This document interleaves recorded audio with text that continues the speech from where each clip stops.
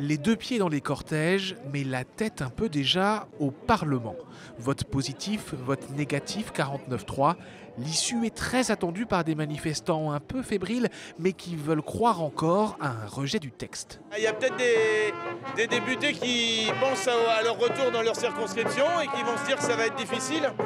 Il y a une fébrilité, en fait personne n'en veut cette réforme et le gouvernement fait pression même sur ses propres députés pour les forcer à voter. Donc il y a une fenêtre pour laquelle le texte ne puisse ne pas être voté.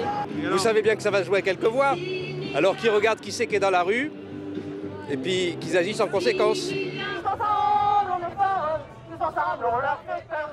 Si la réforme passe, 49-3 ou pas, elle laissera un goût amer.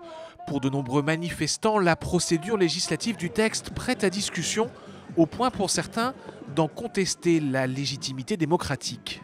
Il y a une fébrilité de la part de notre gouvernement. Il voit bien qu'il est obligé d'aller chercher des voix, d'aller quasiment acheter des députés en leur proposant de les aider sur leur territoire. Enfin, on sent bien que le procédé, il n'est pas ni démocratique ni légitime. Donnant 10 jours ou 15 jours aux parlementaires pour en discuter, c'était impossible, quoi. Quel que soit le nombre d'amendements déposés ou les discussions entamées. Donc, dès le départ, c'était biaisé.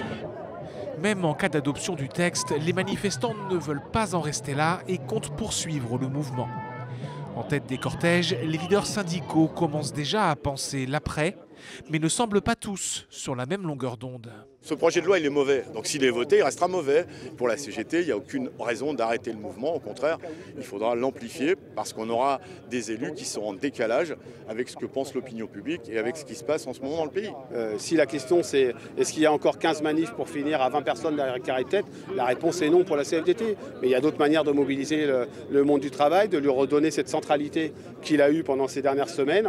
Recours au Conseil constitutionnel, référendum d'initiative populaire, voilà les pistes que pourraient activer rapidement les syndicats si le texte est adopté demain.